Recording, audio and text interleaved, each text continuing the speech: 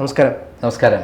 പത്മകുമാർ CPM-നെ വല്ലാണ്ട് പ്രതിരോധത്തിലാക്കുന്നു എന്നുള്ള കാര്യങ്ങളാണ് ഇപ്പോൾ പുറത്തോട്ട് വരുന്നത്. നമുക്കറിയാം, ശബരിമല യുവതീ പ്രവേശനത്തിൽ അദ്ദേഹം പറഞ്ഞൊരു കാര്യം, അദ്ദേഹത്തെ മനഃപൂർവ്വം അവിടുന്ന് മാറ്റി നിർത്തി എന്നുള്ളത്, തിരുവനന്തപുരത്തോട്ട് അദ്ദേഹത്തെയും അവിടുത്തെ ADGP-യും മനഃപൂർവ്വം തിരുവനന്തപുരത്തോട്ട് മാറ്റി എന്നുള്ളതും, അതുമാത്രമല്ല അവിടെ വന്നതിന് ശേഷമാണ് ശബരിമലയിൽ യുവതീ പ്രവേശനം അദ്ദേഹം TV-യിലൂടെ കാണുന്നത് എന്നുള്ളത്. അപ്പോൾ അദ്ദേഹത്തിന് യാതൊരുവിധ ബന്ധവും ഇതിലില്ല എന്നുള്ളത് അദ്ദേഹം ഒന്നാമത്തെ കാര്യം അവിടെ പ്രഖ്യാപിച്ചു കഴിഞ്ഞു. സ്വർണ്ണക്കൊള്ളയിലും പലതരത്തിലുള്ള കാര്യങ്ങളും അദ്ദേഹം പറയുന്നുണ്ട്. പക്ഷേ അദ്ദേഹത്തെ പിടിച്ച് ജയിലിലിട്ടു. പക്ഷെ അപ്പോഴും പാർട്ടി അദ്ദേഹത്തിനെതിരെ വലിയ തരത്തിലുള്ള നടപടിയിലോട്ട് പോയിട്ടുണ്ടായിരുന്നില്ല. പക്ഷേ ഇപ്പോൾ കാര്യങ്ങളെല്ലാം മാറി മറിയുന്നു എന്നുള്ളതാണ്. MV ഗോവിന്ദൻ ഇന്നലെ പറഞ്ഞത്, അത് ഞങ്ങളറിയുന്ന കാര്യമല്ല, ഞാൻ ആ വിഷയത്തിൽ ഇടപെടുന്നില്ല, പത്തനംതിട്ട ജില്ലാ കമ്മിറ്റിക്ക് അത് വിട്ടു കഴിഞ്ഞു, അവർ തീരുമാനം എടുക്കട്ടെ. പിണറായി വിജയനും അത്തരത്തിലുള്ള രീതിയിലാണ് മറുപടിയൊക്കെ പറയുന്നത്.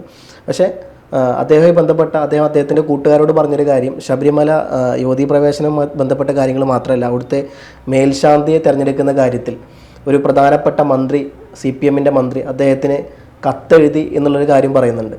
അപ്പോൾ ഈ കത്തെഴുതിയത് ആ വിഷയത്തിൽ ഇടപെട്ടുകൊണ്ട് ഇന്ന ആളെ ആക്കണം എന്നുള്ള തരത്തിലാണ്. അപ്പോൾ അതിൽ പ്രധാനപ്പെട്ട VN വാസവൻ വരുന്നുണ്ട്, അതേപോലെ കടകംപള്ളി സുരേന്ദ്രൻ. ഈ രണ്ട് പേരിലേക്കാണ് ചൂണ്ടുന്നത് എന്നുള്ളതും വരുന്നുണ്ട്. അപ്പം ഒരു കാര്യം ഉറപ്പാണ്, CPM ഭയപ്പെടുന്ന എന്തൊക്കെയോ ആ കത്തിലുണ്ട് എന്നുള്ളത് വളരെ ക്ലിയറാണ്. അത് മാത്രമല്ല, ശബരിമല യുവതീ പ്രവേശനത്തിലും ശബരിമലയിലെ സ്വർണ്ണക്കൊള്ള തട്ടിപ്പിലും CPM-ൻ്റെ പങ്കിന് കൃത്യമായിട്ടുള്ള തെളിവ്, അല്ലെങ്കിൽ അദ്ദേഹം ഈ രഹസ്യങ്ങളുടെ ഒരു നിഗൂഢ കലവറ എന്ന് പറയുന്നത് നമുക്ക് കൃത്യമായിട്ട് അദ്ദേഹത്തെ പറയാൻ പറ്റും തോന്നുന്നു. എങ്ങനെയാണ് ഈ വിഷയത്തെ കാണുന്നത്? അഥവാ ഇൻ കേസ് പത്തനംതിട്ട ജില്ലാ കമ്മിറ്റി അദ്ദേഹത്തിനെതിരെ നടപടി എടുത്താൽ ഇതെല്ലാം അദ്ദേഹത്തിൻ്റെ ആത്മകഥയിലൂടെ പുറത്തു വിടുന്നുള്ള കാര്യങ്ങളും പറയുന്നുണ്ട്. യഥാർത്ഥത്തിൽ അദ്ദേഹത്തിന് ഇതിൽ എന്തെങ്കിലും തരത്തിലുള്ള സത്യാവസ്ഥ ഉണ്ടോ ഇനി കൂടുതൽ? അതായത് നേരത്തെ സ്വപ്ന സുരേഷ് വെളിപ്പെടുത്തിയ ഞെട്ടിക്കുന്ന വെളിപ്പെടുത്തൽ നമ്മൾ വളരെ ഞെട്ടലോട് തന്നെയാണ് കേട്ടത്. എന്നെ സംബന്ധിച്ചിടത്തോളം ഞെട്ടലുണ്ടാവില്ലെങ്കിലും പിണറായി വിജയൻ കാട്ടുകള്ളനാണെന്നും കൊള്ളക്കാരനാണെന്നും മാഫിയ തലവനാണെന്നും ഞാൻ നേരത്തെ അന്വേഷണ റിപ്പോർട്ടിലൂടെ തന്നെ പുറത്തു കൊണ്ടുവരികയും അദ്ദേഹത്തിനെതിരെ CBI അന്വേഷണം കൊണ്ടുവരികയും അദ്ദേഹം പ്രതിയാവുകയും ചെയ്തിട്ടുള്ളതാണ്. എന്നെ സംബന്ധിച്ചിടത്തോളം പിണറായി വിജയൻ കൊള്ളക്കാരനാണെന്ന് എനിക്ക് നേരത്തെ അറിയാം. പാർട്ടിയെ മറിയാക്കി, ഭരണം മറിയാക്കി അദ്ദേഹം കൊള്ള ചെയ്യുകയാണ്, കിട്ടുന്നതെല്ലാം അടിച്ചെടുക്കുക എന്നുള്ളതാണ് അദ്ദേഹത്തിൻ്റെ തന്ത്രം, അദ്ദേഹത്തിൻ്റെ രീതി. എന്നിട്ട് ജനങ്ങളോട് കള്ളം പറഞ്ഞുകൊണ്ടിരിക്കുക, വാ തുറന്നാൽ കള്ളം മാത്രം പറയുന്ന ഒരു ആളാണ് പിണറായി വിജയൻ.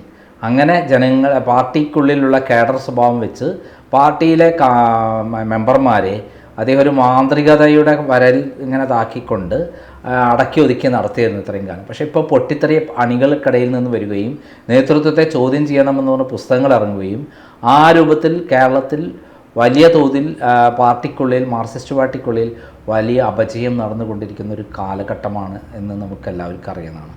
അപ്പം അത് ഭരണമുള്ളപ്പോഴാണ് കഴിഞ്ഞ തവണ ഇത്രയും പിടിച്ചു നിർത്താൻ കഴിഞ്ഞിട്ട് പോലും 3 മണ്ഡലങ്ങളിൽ അവർക്ക് വിമതന്മാർക്ക്, CPM വിമതന്മാർക്ക് ജയിക്കാൻ കഴിഞ്ഞു. ഇപ്പോഴാണ് എല്ലാ തരത്തിലും തോൽവി അറിഞ്ഞൊരു പാർട്ടിയാണ് CPM. കേരളത്തിൽ ചരിത്രത്തിൽ ഇന്നേ വരെ ഇല്ലാത്ത തിരിച്ചടി CPM-നെ നേരിട്ടിരിക്കുന്നു. മാത്രമല്ല എല്ലാവരും തിരിച്ചറിഞ്ഞിരിക്കുന്നു പിണറായി വിജയൻ പരമനാറിയാണ് എന്നുള്ള കാര്യം. കാരണം പാർട്ടി അണികൾ തന്നെ പറഞ്ഞിരിക്കുന്നു, നേരത്തെ ക്രൈം പറഞ്ഞത് സത്യമാണ്, അതേപോലെ അദ്ദേഹത്തെ പറ്റി, പിണറായി വിജയനെ പറ്റി പറഞ്ഞതെല്ലാം സത്യമാണ് എന്ന് ഇപ്പോൾ പുറം ലോകം അറിഞ്ഞുകൊണ്ടിരിക്കുകയാണ്.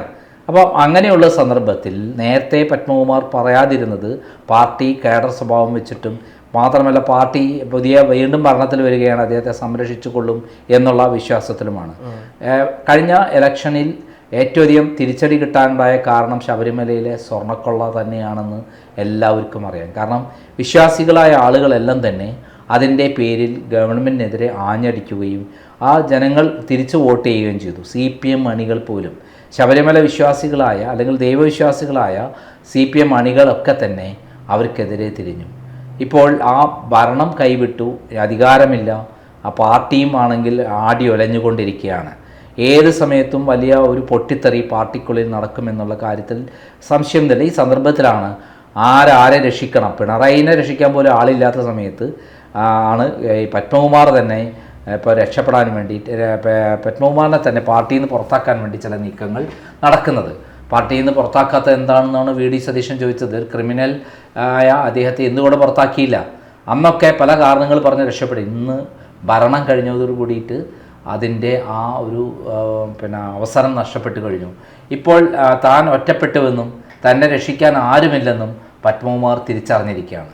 ഈ സന്ദർഭത്തിൽ തന്നെ ഒറ്റപ്പെടുത്തി യഥാർത്ഥ കുറ്റവാളിയെ പുറത്ത് വിലസണ്ട എന്നുള്ള തീരുമാനത്തിലേക്ക് ജയിലിൽ കിടന്നിട്ടുള്ള ശിക്ഷ അനുഭവിച്ചിട്ടുള്ള ആരും തിരിഞ്ഞു വെക്കാത്ത ജയിലിൽ ഒറ്റ ഈ റൂമിൽ അവിടെ കിടക്കേണ്ട ഗതികേട് അദ്ദേഹത്തിന് വരികയും അദ്ദേഹം മാത്രമാണ് കാട്ടുകള്ളനാണ് എന്നുള്ള രൂപത്തിലുള്ള പ്രചരണവും അദ്ദേഹത്തെ പാർട്ടിയിൽ നിന്ന് പുറത്താക്കുന്ന ഒരു സാഹചര്യവും വരുമ്പോൾ യഥാർത്ഥ കുറ്റവാളികളെ ചൂണ്ടിക്കാണിക്കാനുള്ള മാനസികാവസ്ഥ അദ്ദേഹത്തിന് സ്വാഭാവികം വന്നിരിക്കുകയാണ്.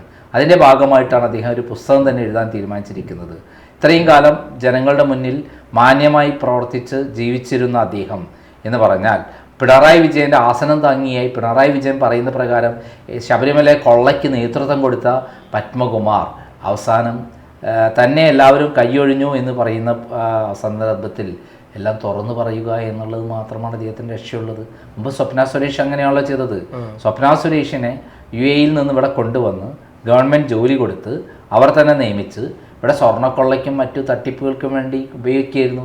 പക്ഷേ അറസ്റ്റ് ചെയ്യപ്പെട്ടപ്പോൾ അവർ ജയിൽ മാത്രമായി. പിന്നെ അവരെല്ലാം തുറന്നു പറഞ്ഞു. അതിൽ ഉൾപ്പെട്ട ആളുകൾ ഇതാണ് പിണറായി വിജയനും ഭാര്യയും മകനും മകളൊക്കെയാണ് യഥാർത്ഥ വില്ലന്മാരെന്ന് പറഞ്ഞു. ഇതേപോലെ സാഹചര്യത്തിൽ പത്മകുമാർ തീർച്ചയായും ശബരിമല കൊള്ളയുടെ യഥാർത്ഥ തട്ടിപ്പ് വീരൻ, യഥാർത്ഥ കൊള്ളക്കാരൻ പിണറായി വിജയനാണെന്നും കടകംപള്ളി സുരേന്ദ്രനും വാസവനും എല്ലാം പങ്കുണ്ടെന്നും നേരത്തെ വാസവനാവാൻ സാധ്യതയില്ല, ആ മന്ത്രി അവിടെ പൂജാരിയെ മേൽശാന്തിയെ നിയമിക്കാൻ വേണ്ടിയുള്ളത് അന്ന് കടകംപള്ളിയായിരിക്കാം, അല്ലെങ്കിൽ വേറെ അന്നത്തെ മന്ത്രിമാരായിരിക്കാം കത്ത് കൊടുത്തിട്ടുണ്ടാവുക. ഇവരെല്ലാവരെയും പേരുകളും കൃത്യമായി തെളിവുകളും പുറത്തു വരുമ്പോൾ യഥാർത്ഥ കള്ളൻ, പെരുങ്കള്ളൻ അല്ലെങ്കിൽ കൊള്ളക്കാരൻ അത് പിണറായി വിജയനാണ് എന്ന് നിസ്സംശയം അദ്ദേഹത്തിൻ്റെ പുസ്തകത്തിൽ വരുമെന്ന് തന്നെയാണ് ഞാൻ വിശ്വസിക്കുന്നത്. അദ്ദേഹം ഒരിക്കൽ പറഞ്ഞത് തൻ്റെ ദൈവതുല്യനായ ഒരാൾ എന്നുള്ളതടക്കം വിശേഷിപ്പിച്ചിട്ടുണ്ട്. അത് എനിക്ക് തോന്നുന്നു പിണറായി വിജയനാണ് തോന്നുന്നു. അതായത് മാർക്സിസ്റ്റ് പാർട്ടിയെ സംബന്ധിച്ചിടത്തോളം അദ്ദേഹത്തിൻ്റെ നേതാവ് എന്ന് പറയുന്ന ആരാണ്? പൂജാരിയാണോ? മേൽശാന്തിയാണോ? അല്ലല്ലോ. അദ്ദേഹത്തിൻ്റെ നേതാവ് പിണറായി വിജയനാണ്. പിണറായി വിജയൻ പറയുന്നത് അക്ഷരം പ്രതി അനുസരിച്ച് നടന്നിരുന്ന പിണറായി ഭക്തനായിരുന്നു പത്തനംതിട്ടയിൽ ഈ പറയുന്ന പത്മകുമാർ. അവിടുത്തെ ഇപ്പോഴത്തെ party secretary Raju Abraham VS അച്യുതാനന്ദൻ്റെ ആളായിരുന്നു. അപ്പോൾ ആ സന്ദർഭത്തിൽ ഇപ്പോൾ അദ്ദേഹത്തെ പിടിച്ച് പുറത്താക്കാൻ ശ്രമിക്കുമ്പോൾ അദ്ദേഹം ഒറ്റപ്പെട്ടു എന്ന് കാണുമ്പോൾ അദ്ദേഹം എല്ലാം തുറന്നു പറയാൻ തയ്യാറാകും. പാർട്ടി തകർന്ന് പോയിക്കൊണ്ടിരിക്കുകയാണ്. ആർക്കും രക്ഷിക്കാൻ പറ്റാത്ത വിധത്തിലാണ് ആ പാർട്ടിയുടെ പൊട്ടിത്തെറികൾ വന്നുകൊണ്ടിരിക്കുന്നത്. ഇലക്ഷന് മുമ്പുള്ള പൊട്ടിത്തെറിയും ഇലക്ഷന് ശേഷമുള്ളൊരു പൊട്ടിത്തെറി. ആ ഇലക്ഷന് മുമ്പുള്ള പൊട്ടിത്തെറിയിൽ 37.5% വോട്ടെങ്കിലും കിട്ടിയെന്ന് ആശ്വസിക്കാം. ബംഗാളിലും ത്രിപുരയിലും ഇതേപോലെയായിരുന്നു ആദ്യഘട്ടത്തിൽ. രണ്ടാമത്തെ ഘട്ടത്തേക്ക് 12-13% മാറി പാർട്ടിക്ക് എവിടെയോ ഒരു സീറ്റ് പോലും ഇല്ലാത്ത അവസ്ഥയായി.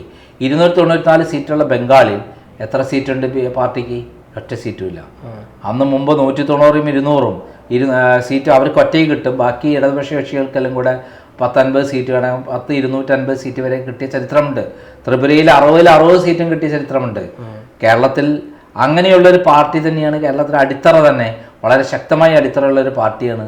ഇപ്പോൾ ആദ്യഘട്ടത്തിൽ 37%-ലേക്കും ഇനി ഓരോ ഘട്ടങ്ങളിലും ഓരോ ഇത്തരത്തിലുള്ള സംഭവങ്ങൾ പുറത്തു വരുമ്പോൾ പാർട്ടി തകർന്നില്ലാതാകും.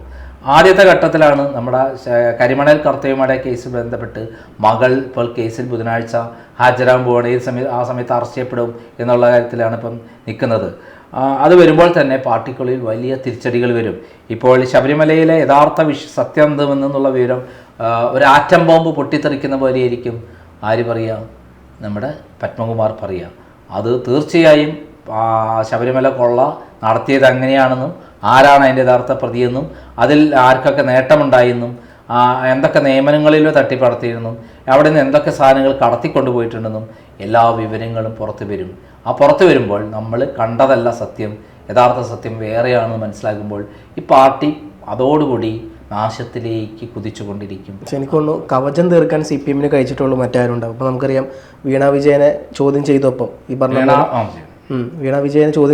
ഈ പറഞ്ഞ പോലെ ആദ്യം കോട്ട തീർത്തത് CPM തന്നെയാണ്. മുഖ്യമന്ത്രി ചോദ്യം ചെയ്തു എന്ന് പറഞ്ഞിട്ടാണ് അവർ ഈ പറഞ്ഞ പോലെ EDയുടെ വണ്ടി വരെ അടിച്ചു പൊളിച്ചത്. അപ്പോൾ ഈ മുഖ്യമന്ത്രി അന്ന് ചോദ്യം ചെയ്തിട്ടില്ല, പിന്നീട് മുഖ്യമന്ത്രിയല്ല പ്രതിപക്ഷ നേതാവിനെ ചോദ്യം ചെയ്തിട്ടില്ലെന്ന് പിന്നീട് പ്രതിപക്ഷ നേതാവ് തന്നെ പറഞ്ഞതാണ്. അപ്പോൾ അത്തരത്തിൽ വരുമ്പോൾ ഇനി സ്വാഭാവികമായിട്ടും വീണ്ടും വരുമ്പോൾ ഒരു കോട്ട തീർക്കാൻ, അതായത് കഴിഞ്ഞ തവണ പാർട്ടി അണികളെ ഇറക്കാൻ പറ്റി. പക്ഷെ അതിനുശേഷം പാർട്ടിയുടെ നേതാക്കന്മാർ തന്നെ മുകളിൽ നിന്ന് തന്നെ പറഞ്ഞു എന്ത് നിയമത്തിൻ്റെ വഴിക്ക് പോട്ടേന്ന്. ബ്രിട്ടാസ് അടക്കം പറഞ്ഞു. കാരണം അടിച്ചു പൊളിച്ചുകൊണ്ട് എന്തായി? ഒന്നും കൂടെ സ്ട്രോങ് ആയി എൻഫോഴ്സ്മെന്റ്. അത് കൂടുതൽ തിരിച്ചടിയായി മാറി എന്ന് മനസ്സിലാക്കിയ പാർട്ടി നേതൃത്വം ഇപ്പോൾ അതിന്ന് പിന്മാറിയിരിക്കുകയാണ്. ഇത് 1, 2, 3, 4 കേസുകളല്ലല്ലോ ഇനി തുടർച്ചയായി വരാൻ പോണത്. അവർ ചെയ്ത് കൂട്ടിയ പാപകർമ്മങ്ങൾക്ക് അവർ തന്നെ അനുഭവിക്കണ്ടേ?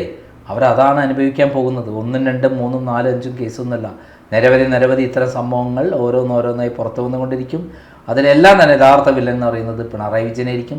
പിണറായി വിജയൻ അറിയാതെ കേരളത്തിൽ ഒരു ഈച്ച പോലും പറന്നിട്ടില്ല എന്നുള്ളത് സത്യമാണ്. അത് ആത്മകുമാറിൻ്റെ പുസ്തകം വരുമ്പോൾ മനസ്സിലാവും അതിൻ്റെ യഥാർത്ഥ കൊള്ളക്കാരൻ, ശബരിമല സ്വർണ്ണക്കൊള്ളയുടെ യഥാർത്ഥ വില്ലൻ പിണറായിയാണെന്ന്. അത് പുറത്തു വരുമ്പോൾ കൃത്യമായി പാർട്ടിക്കുള്ളിൽ വലിയ ചലനങ്ങൾ ഉണ്ടാക്കും. നേരത്തെ ഉണ്ടായിരുന്ന, ഞാൻ പറയാം, ഇലക്ഷന് മുമ്പുണ്ടായിരുന്ന പൊട്ടിത്തെറിയല്ല, ഇലക്ഷന് ശേഷം ഉണ്ടാകുന്ന പൊട്ടിത്തെറി ആ പാർട്ടിയെ ഇല്ലാതാക്കും എന്നുള്ളതാണ് സത്യം.